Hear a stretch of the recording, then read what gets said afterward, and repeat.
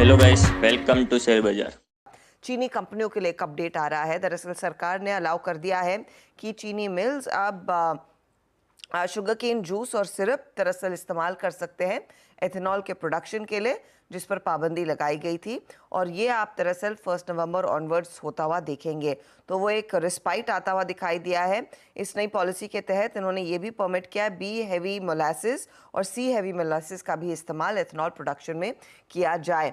तो ये इनफैक्ट एक पॉजिटिव है शुगर कंपनियों के लिए, वो आप रेडार पर रखिएगा ज़रूर।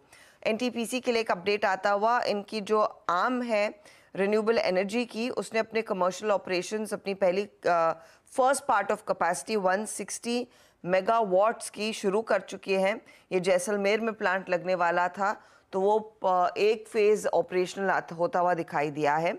आरवीएनएल के हाथ कुछ ऑर्डर्स लगे हैं। इन्होंने इनफैक्ट एक एमओयू साइन कर रहे हैं पटेल इंजीनियरिंग के साथ। हाइड्रो और दूसरे इंफ्रा प्रोजेक्ट्स भारत और कुछ विदेशी डेस्टिनेशंस पर भी ये प्रोजेक्ट्स पर दरअसल दोनों एंटिटीज मिलकर काम करेंगी। आप रेडार पर रखेंगे स्पाइस जेट को। स्पाइस जेट को लेकर जो आप लोग अपडेट भी हेडलाइन में मेंशन कर रहे थे कि डीजीसीए ने इस कंपनी को दरअसल एनहांस्ड सर्वेलेंस में डाल दिया है।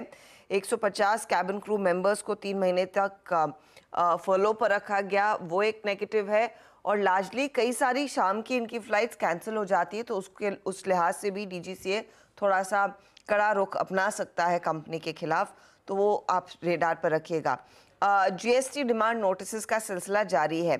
शिपिंग कॉरपोरेशन को FY20 के साल के लिए 160 करोड़ का डिमांड नोटिस मिला है, तो LIC को करीब करीब 605 करोड़ का डिमांड नोटिस मिला है उसी वित्त वर्ष के लिए। ITI रेडार पर रखेंगे 500 इलेक्ट्रॉनिक वोटिंग मशीन्स। ये पहली मर्तबा है कि वेस्ट बंगाल इलेक्शन कमीशन को कंपनी सप्लाई करती हुई दिखाई देगी। ये पहला ऑर्डर उस स्टेट से इनके हाथ आ रहा है, तो वो स्टॉक भी आज खबरों में।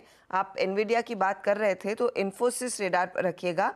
एक जल्द ही ये इंट्रोड्यूस करने वाले हैं high performance generative AI powered telecom solution based on Nvidia NIMS. तो एनवीडिया के एक प्लेटफॉर्म पर दरअसल एक प्रोसेस को बिल्ड किया जा रहा है जनरेटिव AI वाली, तो वो भी आज फोकस में।